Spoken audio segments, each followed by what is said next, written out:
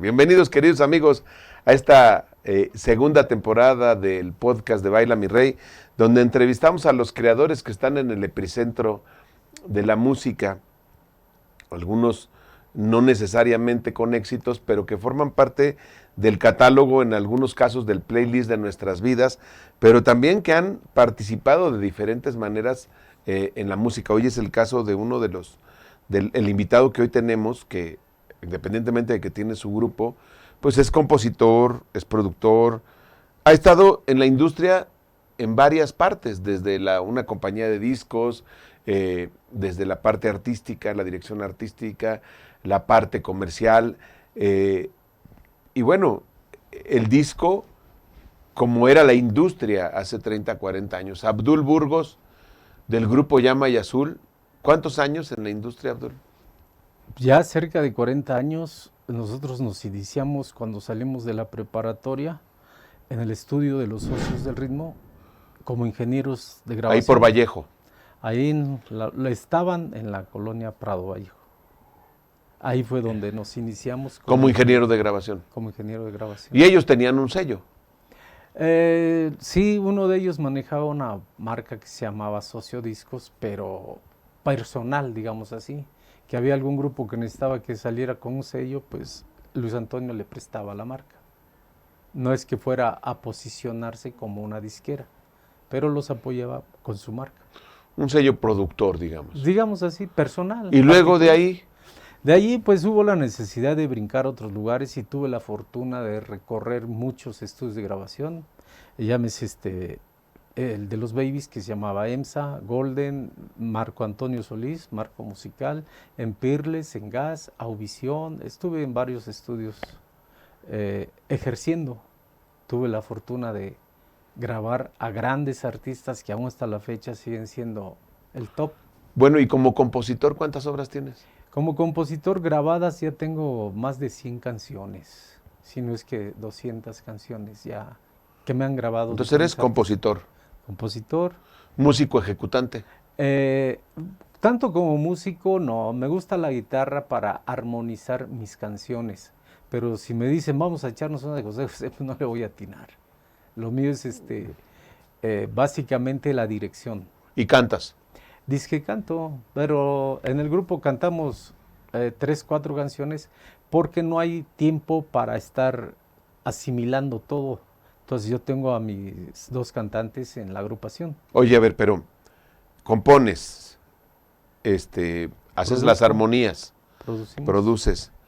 ¿Y sabes de música o no sabes de música? Sí, sabemos algo de música, ¿no? Gracias a Dios tenemos un oído para decirte, ¿sabes qué? Estás desafinado o estás descuadrado. Pues yo no soy músico y a veces también digo, cuate está... Sí, no, es que es necesario cuando... Yo me inicié como ingeniero en grabación. Claro. Tienes que tener forzosamente. El ingeniero forzosamente no tenía que ser aplicado para tener la autoridad de decir, oiga, está desafinado, está descuadrado, o una cuerda suena mal. Oiga, ¿cómo lo va a dejar así? Allí en el estudio de socios recuerdo que había un ingeniero que regañaba a todos. Tenían su estilo, varios, ¿no? Varios. O sea, te puedo hablar de mi época, por decir, de un Suitalski, de Iván Moreno, de Mike Moreno, de otros. Todos tenían su estilo, ¿no? Me acuerdo que a Juan Suitalski una vez en Golden no le aceptaban una grabación ya terminada porque la cinta producía gis. A la hora de pasar en el cabezal caía algo de óxido y era una grabación de Lupita, sobrina de Antonio Aguilar. La de Yolanda, la que canta Yolanda. Entonces... Guadalupe Pineda. Guadalupe Pineda, no se lo aceptaban por eso. Y batallaba mucho Juan Suitalski, pero al final pues era un defecto. Entonces nosotros habíamos que buscar la manera de evitar... ¿Y ese defecto era por la máquina, por las cintas? Por la máquina, por las cintas, y muchas veces... Falta de mantenimiento. No. Es que es natural que la cinta tuviera un gis. Como en el disco negro, claro. A la hora de reproducir te sale un scratch. Sí. Entonces en la cinta era lógico. ¿Y por qué regresamos ahora a una de las industrias de mayor crecimiento? Es la venta de acetatos. Porque yo creo que entra el aspecto de la nostalgia, ¿no? Y pones el disco y ves la foto del artista en grande. A ver, bueno, Ya lo pero ya, podemos decir. ya nos salimos de donde estábamos. Eres compositor, arreglista, productor, fuiste director artístico, ingeniero de grabación. Sí, sí, sonoricé en vivo. He tenido la suerte de ayudar a muchos artistas que de Cuan- alguna manera A gente ver, me ha si ayudado. estamos hablando que tienes 40 años en la industria, estamos hablando de que empezaste en el 85, estamos Más o menos. prácticamente en mayo del 2025, estamos haciendo Ajá. esta grabación, entonces es 40 años. Entonces, a ti todavía te tocó producir para acetato, Exacto, de hecho empecé con eso. acetato y cassette. Sí, cuando todavía no entraba yo a la industria musical, compraba yo una revista que se llamaba Notitas Musicales. Y ahí salió un anuncio, no un anuncio, un comentario, decía el CD, la revolución de la música. ¿Y qué era el CD? Pues lo que actualmente se El conoce. disco Que era- compacto. exacto. Que me acuerdo, yo recuerdo, estaba empezando en esa industria, que por ahí del 92, 93, que empezó a surgir el CD, recuerdo que el artista se quejaba mucho porque decía que la música se escuchaba muy digital. Y no sé si te tocó a ti con algún artista, que se hacía una mezcla para digital y una mezcla para el monoaural que era el cassette. Sí, bueno, monaural no, seguía siendo estéreo, pero tenía el GIS. El Sí. cassette también tenía GIS y corrías el riesgo de que se te atoraba la Pero el cinta. GIS ya formaba parte del proceso de producción. Sí. Tú ya lo tenías contemplado en la grabación. Digitalmente, cuando tenías la cinta de un cuarto, porque era el transfer Sí. a dos tracks, Pulgadas. a dos canales, a dos tracks, a estéreo, cuando lo pasabas de la cinta de un cuarto, ya llevabas algo de GIS. Pero había un proceso que aquí en México todavía no existía para eliminar ese tipo de GIS. Entonces hay discos compactos en los que todavía puedes apreciar que se oye el GIS de la cinta de un cuarto. Porque la que nosotros utilizamos era de 24 tracks, que era cinta, en un cabezal como de este tamaño, y a la hora de pasar producías un GIS en 24 Oye, a ver, canales. pero entonces, ¿cuántos años estuviste en Socio Grabaciones? Ay, eso sí no sé decírtelo, pero sí me aventé como unos 6 años. Y luego de Socio Grabaciones, Di el salto a EMSA y de allí me fui a Marco Musical. ¿EMSA cuál era? El de los Babies, el señor Enrique Ávila, que en paz descanse. Y Marco Musical Ayotla. Sí, en Acosac. Sí, En Acosac, ahí estuvimos Estado de México. trabajando un poco con Sergio García. ¿Cuánto era el tiempo? ingeniero titular. Ahí sí estuve poco, 8 meses. Y luego, De ahí me fui con el Buki, el otro Buki, el de los teclados Guadarrama, que iniciaba su estudio allá en Santa Fe. Y de ahí nos pasamos a Discos Gas, que me tocó grabar a un grupo que se llama Copal. Trabajé Discos con- Gas, donde ahora está Noviembre Estudios. Exacto, trabajé con Pedro Alberto Cárdenas, compositor y ganador de uno de los Otis. ¿Cuánto tiempo estuviste en Gas? Igual, como un año. ¿Y Había luego? muchas inquietudes porque a veces el artista no traía presupuesto y me decía, Inge, ¿dónde vamos a grabar? Pues yo prefiero aquí, no, pero es que, bueno, entonces vámonos a otro. Entonces nos íbamos saltando de estudio en estudio hasta que me ubiqué cerca de 8 años, 10 años en Auvisión, que también está aquí por el Molinito. Por el Naucalpan. Molinito, no, perdón, aquí por alta tensión, el Metro San Antonio. Álvaro Eh, Obregón. Sí, La exacto. alcaldía de Álvaro Obregón. Sí, sí, allí a unas calles de la alcaldía. En esa época, ¿cuántos estudios de grabación habría en toda la ciudad? Pues eran contados porque un amigo que le daba mantenimiento a todos los estudios de grabación, que era Nicolás Corte, empezó con la situación de hacer una unión de ingenieros, porque todos hablábamos del otro, ¿no? Y no bien. ¿Quién te lo hizo? Ese no sabe. Entonces, había que evitar ese concepto. ¿Sabes qué? Respeta su chamba, esto. Y ahí Nicolás Corte nos asesoraba con microfonías, con frecuencias, nos daba asesoría. Entonces la gente empezó a... Y ahora que todo es digital. Ahora que todo es digital, todo se maneja, como decírtelo, de una manera personal. Porque afortunadamente yo manejo unos programas de grabación que me preguntan que si es el Prology, que si es el Pro Tools, de varios. Y yo les digo, pues es que yo me acomodo bien con el Cubase, con el Adobe Audition y con el Sonar. Pero hay más programas. Todo es cuestión de que con el que te acomodes y lo apliques y te estudies, vas a rendir. Y haciendo un poco nostalgia de la época, aquella época y ahora, ¿cuál era mejor? Para mí siempre va a ser un poquito mejor el tiempo pasado, ¿no? Digitalmente sientes como que te falta el sonido que nosotros conocemos amplificado, porque la cinta, al decir que grabamos un bajo, te da un punch. Le llamamos un cuerpo, ¿no? Algo que te envuelve profundamente, definido y bien. Y en el digital a veces, como es una señal comprimida, a veces no lo puedes abrir. A nivel mundial ahora es la mezcla Sí. es la mezcla de Se el ha ido equipo perfeccionando. análogo y el equipo digital. Te capturan en una consola análoga, lo mandan a algo digital, tratar de este tipo de procesos, ¿no? Sí, sí, sí, todo conlleva una situación con la otra, porque cuando tú grabas análogamente y le haces una transformación a digital, tienes que procurar no perder la esencia. No tiene caso que hagas una amplitud y cuando vayas a lo digital lo comprimas.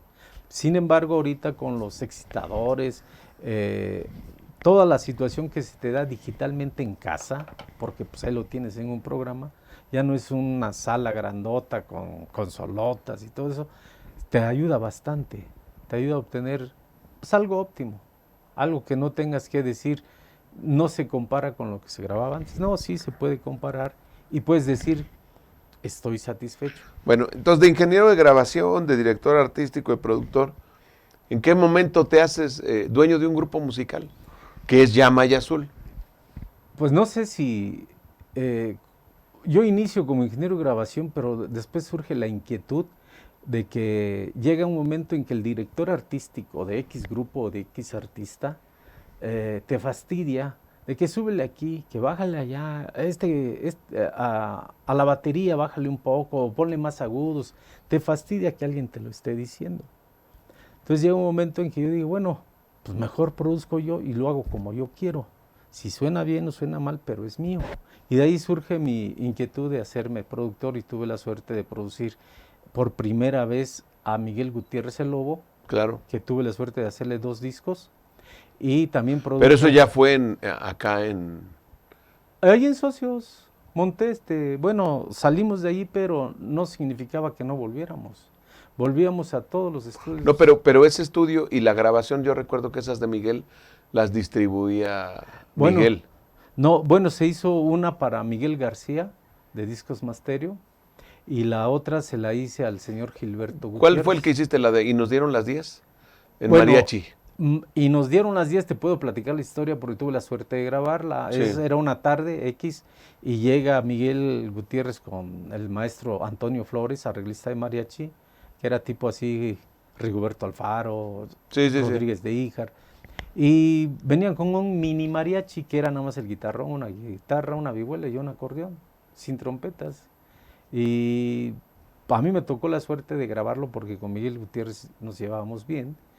Y sucede que cuando grabamos la pista, empieza a cantarla y digo, pues esa canción la conozco, es un cover De Joaquín de Sabina. Joaquín Sabina. Y la cantó bien Miguel y tuvo la fortuna de que en ese momento no había una saturación de artistas. Como No, y él era locutor del XQ en ese momento, la Trópico. La Trópico. La Trópico. Sí, y le funcionó el tema. Tuve la suerte de estar yo allá atrás de él. No, y además, muy bien logrado, que Miguel es locutor, pero también es un muy buen intérprete, Miguel Gutiérrez el Lobo. Sí. Bueno, entonces, pero ya nos volvemos a regresar. Produciste entre muchos artistas, Miguel, y ya decides tú hacer tu producto. ¿Alguna vez tú fuiste ingeniero de sala? Sí, he sido he sonorizado a grupos, ¿Como quiénes? a Campeche Show, a... ¿Cuando estaban todos Shows. juntos o...? No, sí, cuando estaban todos juntos. Trabajé con varios grupos como Perla Colombiana, Moy y la Tosca en ese entonces, La Misión del Amor. Era yo el Esa, por encargado ejemplo, de- esa canción de Moy y su grupo La Tos, nadie la ha regrabado. Ahorita que estábamos hablando Mira, antes dentro de esa fue una muy buena canción. una producción que me enorgullece mucho porque fue algo como un símbolo a nivel sonidero que llegaban y le decían al sonidero, tócame la de Mujer Desnuda. Ah, sí, cómo no. O sea, no decían cuál es o cómo es, no, la tenían en archivo. Y esa canción se la enseñé al Sonido Yengere y al Supergrupo G cuando iba a salir. Les dije, oigan, quiero contar con su opinión sobre esta canción. Y me dieron su opinión, ¿no? Y resulta que fue un suceso. Es la que esa cantaba... Los Taos, que ahora son la nueva sociedad.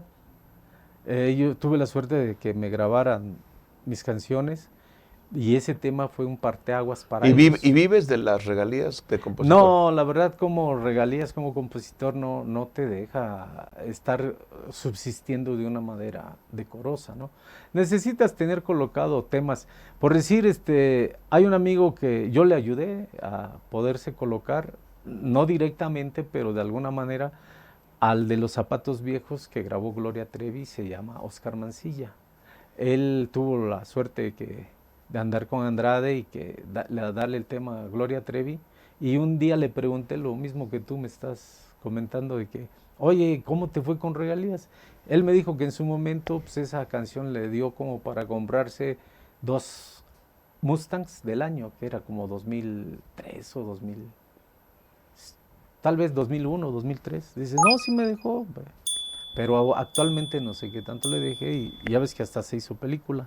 Y así como a Oscar Mancilla, también Ángeles Azules, yo le estuve echando la mano para acomodarse en alguna disquera, que no lo conseguí, pero yo les eché la mano a los Ángeles Azules y hasta la fecha bueno, me ven y nos ven. Regresemos, Llama y Azul. ¿En qué año surge Llama y Azul? Llama y Azul surge en el casi finales del 96, ya en el 97 para que saliera el disco. ¿Y cuál es el primer disco que graban?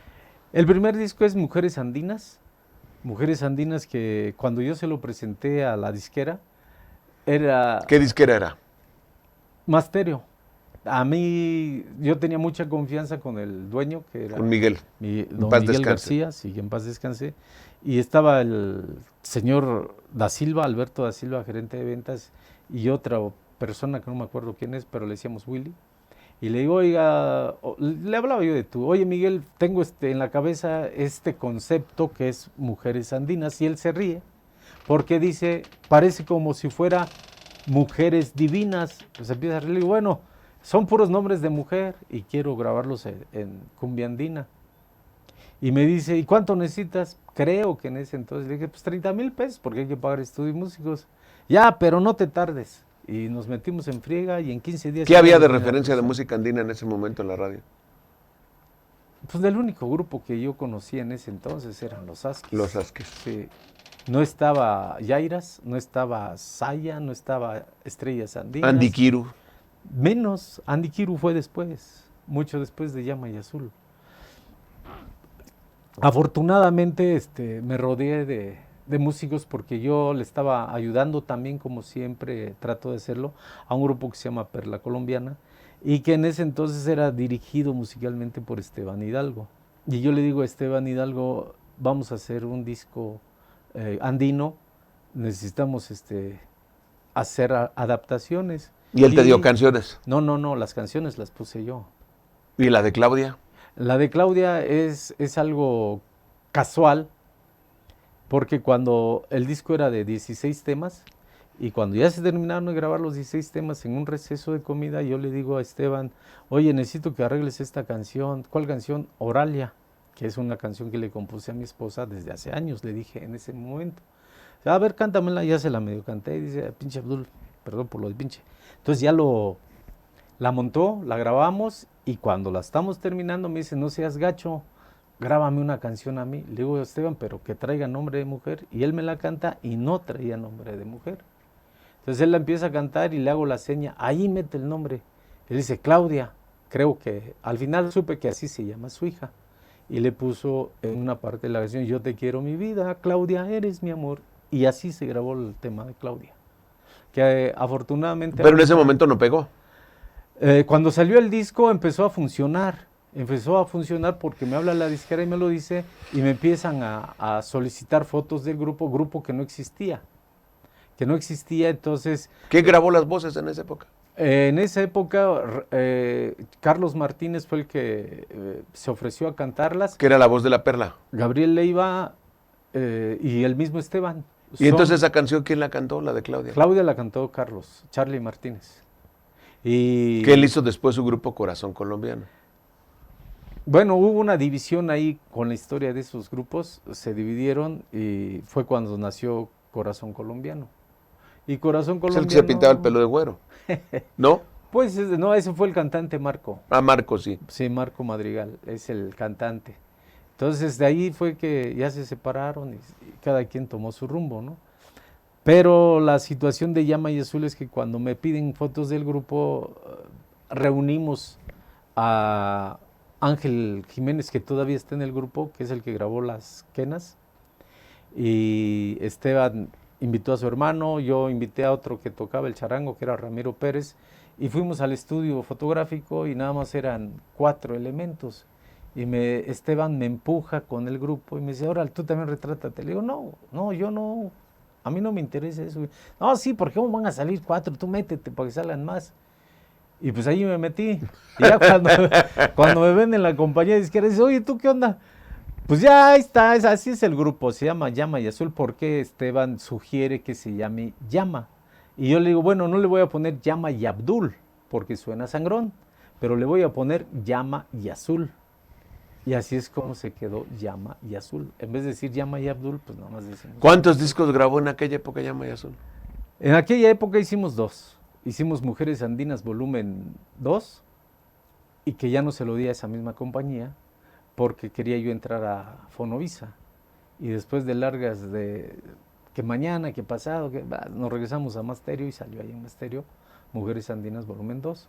Y después hice Las Niñas Andinas. Las Niñas Andinas las sacamos en una marca que era de su hermana, del señor García. Pero igual el disco de Llama y Azul. Sí, como Llama y Azul. Entonces lleva 3 discos en total. No, Llama y Azul, después de Las Niñas Andinas, hicimos una producción que se llama Es Amor. Eso lo grabamos con el señor Rafael González allá en Polanco. Y Es Amor la acomodamos en IM.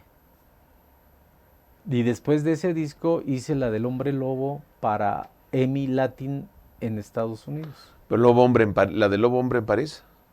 Sí, no, es Hombre Lobo, pero no es Hombre Lobo en París. Ya. Y después le hicimos otro disco a EMI Latin bueno, que se llama Renegado. Oye, entonces 6 discos, pero en total, ¿todos están digitalmente o no? Sí, claro, todos. ¿Pero qué están en YouTube o en Spotify? En YouTube, en Spotify, todo lo que encuentras de Llama y Azul está ahí. Bueno, y ahora en este año pasado, en el 2024, por la elección, se vuelve a popularizar la de Claudia. No, pues sí, pero nada que ver con la presidenta.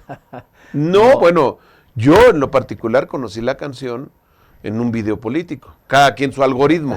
Sí. O sea... Sí, no. Y justo, Claudia, eres mi amor, y aparecía la imagen de... Bueno, algunos tiktokeros, ¿no? Porque la cumbia se hace viral, afortunadamente, pero no es porque nos hayamos referido a la presidenta, sino porque el apoyo incondicional que nos brindaron los Juniors Aguilar de estarla exhibiendo. Que son sonideros. Sí, son los sonideros, los hermanos, hijos del Cóndor. La canción reventó de tal modo que ni nosotros lo imaginábamos, ¿no? Eso ha ocasionado que Llama y Azul esté otra vez exhibiéndose en bailes, cosa que pues lo agradecemos, pero lo disfrutamos. Nos ha tocado, al final hubo un amigo que un día me dijo, oye, ¿cómo le haces con tu grupo? ¿Por qué? Tu música la bailan, como grupo nuevo que eres, y la están bailando. Bueno, pues no sé, pero también hay gente que se queda sentado escuchándote, y eso yo no lo entendía hasta en esta nueva temporada, llamémosle así, en que voy a tocar a 2, 3 lugares y veo que la gente no baila, pero terminamos de tocar la canción de Oralia y la gente nos regala el aplauso, y tocamos Claudia, igual bailan 2, 3 parejas, pero terminamos y la gente nos está aplaudiendo. No, hombre, casi se nos salen las de San Pedro, ¿no? Porque pues vemos que nuestra música sí gusta y de alguna manera nos manifiestan esa emoción. Y pues ahí estamos todavía. ¿Cuántos años tienes, Abdul? 63. 63. A los 63 años, pues prácticamente has vivido de todo y con todos. Es difícil que en este medio no se reconozca, alguien no conozca a Abdul, ¿no? Por alguna situación, como ingeniero, como director artístico, como ingeniero de sala, como compositor, porque además en esta mezcla, pues en esta industria casi todos nos reconocemos, sino porque tuvimos algún trato por la historia de alguna canción o de algún artista o de algún éxito. Hoy, a tus 63 años, ¿qué podrías decirle a ti mismo si tuvieras que decirte, si vieras al niño de Abdul, ¿qué le dirías, no? Abdul niño. Que debió haberse mostrado mucho antes, porque yo escribo canciones desde que recuerdo, desde como los 9, 10 años, que no son grandes canciones, pero hacía yo mis canciones. Y todavía a los 20 años no mostraba yo mis canciones, a los 25 no los mostraba todavía. Entonces yo creo que empecé un poco tarde. Me hubiera gustado empezar antes, porque ahí tengo canciones. Se le hubieras dicho que empezara antes. Exacto. ¿Pero qué le dirías también? ¿Que tuviera más valor? Que No, que no cambie sus valores, ¿no? Porque en esta industria hay cosas buenas, hay cosas malas, y yo siempre he tratado de quedarme con las cosas buenas. Recuerdo gente, por decir a Mike Rodríguez, yo conocí su historia porque él la inició conmigo. Él llegó a grabar conmigo al estudio de Los Socios a través de cuando el Combo Loco. Sí, el Combo Loco, pero no era como, ni soñaba con llamarse Combo Y bueno, Loco. y ahorita por justo de lo que estábamos hablando, pues uno de los éxitos del Combo Loco es recuperar toda esta música tropical de catálogo, ¿no? Sí, lo que tiene Combo Loco es que fue muy terco, muy tesonero. No se le daban las oportunidades, no sé si por el sonido de su voz, no sé por su carácter, no sé, pero él fue muy terco, muy tesonero, entró a Dinamiteros, entró a Gatos Negros, hizo el Combo de las Estrellas, no sé con quién o quiénes lo hicieron, del Combo de las Estrellas ya saltó a hacer el Combo Loco. La persistencia. Sí, la persistencia. Bueno, y sigues casado con Oralia. Afortunadamente, y espero morir con ella. ¿Cuántos hijos? 4. ¿Nietos? 4. ¿De todos? ¿O no hay quien? No, entre todos. O sea, pero hay quien todavía no tiene nietos, no te da nietos. Sí, Citlali todavía no tiene hijos, pero Abdul Junior me dio 1, Esmeralda me dio 2 y Aileen, que es la más chica, me dio 1. 4. 4. Y ninguno ha querido estar en la música. Eso es lo que yo siempre, de alguna manera, me tiene como inquieto, porque se los digo cuando nos reunimos, y no solo la familia, sino los amigos. Nadie se dedica a la música, nadie. Y yo les digo, ¿a quién le voy a dejar lo que sé, lo que he aprendido, la forma que he hecho? Y nada más se ríen, porque todos tienen su camino, pero por otro lado. Fíjate que una de las cosas, te voy a compartir algo personal, no deberíamos porque este podcast es de ustedes, pero algo que me enorgullezco siempre de decir es que yo solo tengo un hijo y que digo, él no está en esta historia, ¿no? En esta historia de mi vida. Porque además vendrían las falsas comparaciones, porque no tendemos a ser amorosos con nuestras críticas humanas, como tú lo decías, contra los ingenieros o entre los ingenieros. Sí. Esta competencia insana. Y bueno, pues que yo te diría hoy por hoy que bueno que no siguen tu carrera, ¿no? Porque cada quien tenemos historias diferentes y cada quien tenemos cosas diferentes. A lo mejor por ahí, a lo mejor algún nieto en algunos años puede decidir honrar un camino o puede no, ¿verdad? Claro. Pero bueno, si ya le dirías a ese niño que se hubiera mostrado antes, en esta situación, hoy, como es la industria, antes como era la industria, ¿cómo la sientes tú? ¿Qué crees que está pasando? ¿Crees que vamos hacia algún rumbo? ¿Crees que las cosas van a cambiar o no van a cambiar? Sí van a cambiar, pero yo creo que van a cambiar negativamente, en el sentido de que la competencia se ha vuelto bárbara, pero se ha vuelto falta de ética, ¿no? Hay muchos grupos, te mencioné los principales de aquel entonces, pero ahorita hay demasiados. El nombre que me digas, ya nada más agrégale andino. Y ya todos son andinos. Antes ponías el apellido. O Sonora, alguien, y ya y todos. ahí está. Sonoras y muchas sonoras. Entonces se vuelve un racimo muy competido, que uno no deja subir al otro, no deja subir al otro. Y sí es cierto que el que tiene más saliva traga más pinole, pero comparado con lo anterior era otro boleto. Cuando yo grababa algún grupo de Oaxaca, de Puebla, de Veracruz, venían en un autobús que se estacionaba fuera del estudio y ahí se dormían, no Claro. rentaban hotel y traían hasta el perro, traían al niñito, traían al primo, al sobrino, al compadre, porque querían ver cómo era un estudio de grabación proceso y de cómo grabación. se grababa. Entonces era increíble. Ahora hay miles de ¿cierto? estudios en cada En cada ciudad. esquina, en cada esquina. Sí. En cada esquina hay estudio. ¿Por qué? Pues la tecnología, ¿no? No estoy en contra de ella. Sabes, tienes que saberla manejar. Al final del día creo que la construcción de las narrativas y la construcción de la historia obedece justamente a las buenas prácticas. Sí. Y lo estamos viendo ahora con los narcocorridos. Independientemente que hay un discurso desde la Presidencia de la República de que estos no forman parte de una censura, pero en la práctica los gobiernos estatales están legislando para que ya no se presenten los artistas con estas. Entonces, la descomposición al final del día va a llevarnos, si no al regreso, pues hoy por hoy las industrias viven de la sincronización musical y viven de los catálogos de música. No hay una narrativa nueva de historias, salvo estos géneros emergentes que hoy las masas están escuchando, pero que económicamente no retribuyen un tanto. O sea, cuando me hablan de artistas del género urbano, es que llenó 5 veces el Estadio Azteca, pero probablemente lo haga una, máxime 2 veces en su vida, ¿no? Vamos a decir, vino Michael Jackson creo que vino 3, 4 veces en diferentes momentos al Estadio Azteca. Con Paul McCartney ha venido 20, 30 veces. Entonces, hay ejemplos históricos que nos permiten reconocernos en esta parte. Me parece que lo que nos ha faltado en este sector de la geografía social, la música tropical no evolucionó académicamente. Y mira, geográficamente la música baja del norte porque en el norte tienen más acceso a universidades americanas y todas las nuevas tecnologías vienen de universidades americanas.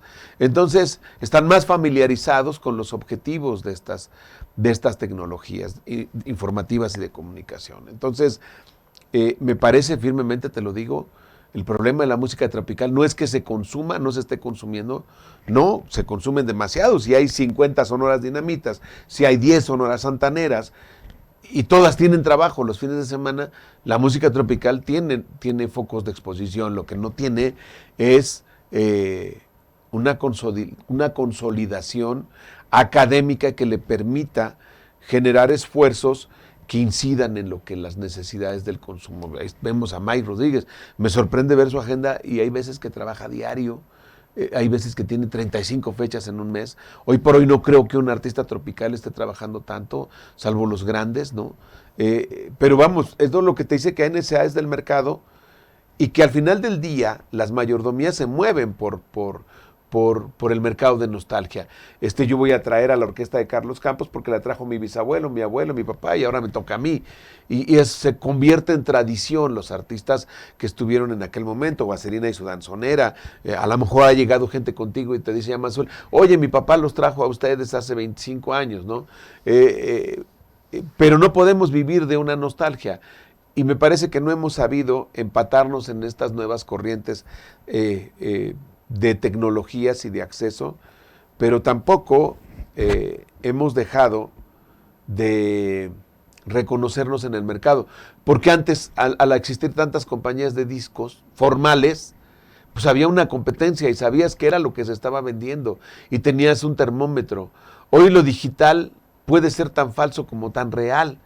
Puede haber un TikToker que tiene millones de seguidores, pero que no tiene un enganche con los consumidores, ¿no?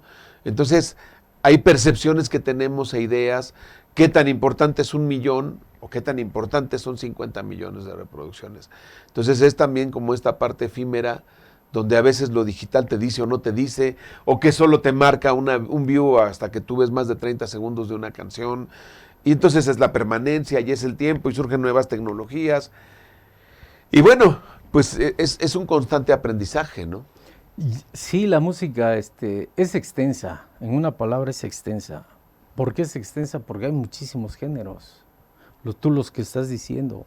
O sea, y para todos los gustos. siempre vas a encontrar algo. No puedes decir, oye, yo necesito ¿cómo se llama? De relajación. También lo hay. No, no, También y lo tienen hay. mercados de consumo Sí. impresionantes porque son focalizados. Bueno, el principio de las redes sociales es justo ese. Yo no estoy en contra de corridos, de música grosera, No, ¿sabes por qué? Porque yo siempre he dicho, si tú lo estás exhibiendo y alguien te lo consume, pues es problema del consumidor. Yo no le voy a decir al que te lo consume, oye, no lo hagas, no estás... Pues si él quiere hacerlo... Pero es tanto como ir a comprar una pastilla que te pone somnoliento y vas a manejar, y entonces en tu manejo puedes chocar con otra persona y le puedes quitar la vida. El hecho de que tú consumas y que esté a disposición de la gente algo que te incita a la violencia o a la delincuencia, en algún momento va a detonar en algo cercano de tu entorno. Entonces, creo yo que en medio de tantas libertades,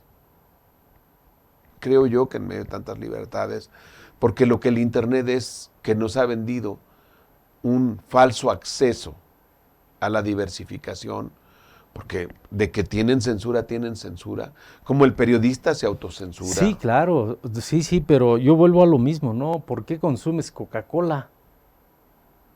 Yo te digo, no la consumas. ¿Y tú qué me vas a responder? Pues es que es mi gusto. Entonces mejor respetarlo en ese sentido. Es que me parece que hay una delgada línea en donde tiene que haber... Hay cosas que son muy... En lo particular, probablemente hay música que no dejarías que tu nieto la escuchara o no la tendrías al acceso de tu nieto. Claro, yo le he dicho a mi nietecita, le digo, no, ¿por qué oyes eso si eso no sirve? Pero no se lo puedo evitar, no estoy todo el día No lo con puedes ella. evitar, pero probablemente podrías tener un acompañamiento, decirle, oye, es que esto que dicen no es real. Claro, Esto, claro, o sea, uno cumple con hacer eso. con la Yo labor te estoy del diciendo, ¿sabes acompañamiento. qué? El alcohol no está No, bien. yo hay música Oye, que... el tabaco no está bien, Hay música pero que no escucho puedo y- evitar que No, la no. gente lo haga. Y- Entonces, si hay artistas que inmerecidamente llenan un estadio Azteca, inmerecidamente desde mi punto de vista, pero la llenan, pues ni modo, la gente que está entrando yo no le voy a decir, es que no entres, no entres. Entonces la música es extensa, es un racimo que a veces la competencia no te lo deja subir. lo que creo yo es que hoy, a diferencia de los 90s o de los 80s, hay una mayor segmentación. Sí, todo Hay una está... mayor segmentación y es pulverizar a la masa. Entonces, difícilmente vas a encontrar productos que encajen en esta multisegmentación, ¿no? Entonces, antes existía la música de protesta y era música de protesta, ¿no? Y podías estar a favor o en contra del sistema, pero era la música de protesta y era tu manera. Hoy ya se habla de las minorías, se habla de las comunidades, se habla de las diversidades, y entonces ya hay particularidades que han multiplicado la segmentación. Y eso creo que es lo que difícilmente va a ayudar al crecimiento de los artistas. Pero, por otro lado, hay música que entra en todos los segmentos y en toda la multiplicidad, y es éxito rotundo, es un éxito brutal, ¿no? Lo que sí te puedo decir que hay mucho positivismo. Éxitos que universales. yo veo. Lo positivo que yo veo es que hay demasiados que han florecido, que han nacido ya, mucha gente con música, porque ya hay escuelas Claro. que les dan música y ves a la gran mayoría de la gente No, y también ya son autodidactas. Son ejecutantes. Autodidactas. Y eso habla de que ya tenemos una educación musical que antes no lo había. Nada más en ciertas poblaciones, en ciertos sectores, se daba la música. Ahora no. Y Oye, eso es bueno, musicalmente hablando, es bueno. mi querido Abdul, y para cerrar esta conversación, ¿qué te faltaría hacer en tu vida?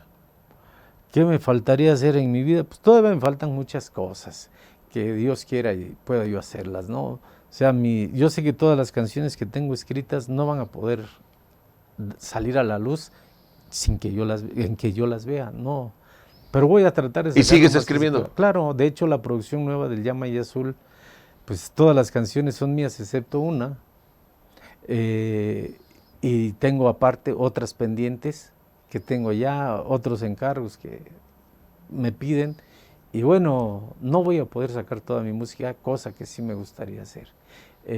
Y además de eso, pues seguir manejando la imagen que siempre he dado, ¿no? O sea, tratar de evitar problemas, estar dentro de lo que debes estar. Y como siempre luego pregono, al César, Lo que es del del César. Nada más.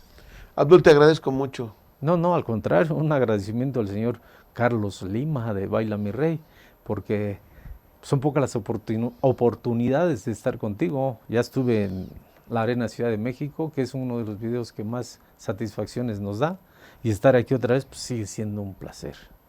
No, hombre, firmemente creo que la contribución de todos, lo que nos toca es, cuando yo empecé a grabar los contenidos para Baila Mi Rey, yo les hablaba de la necesidad de la exposición en vivo y nadie me la creía.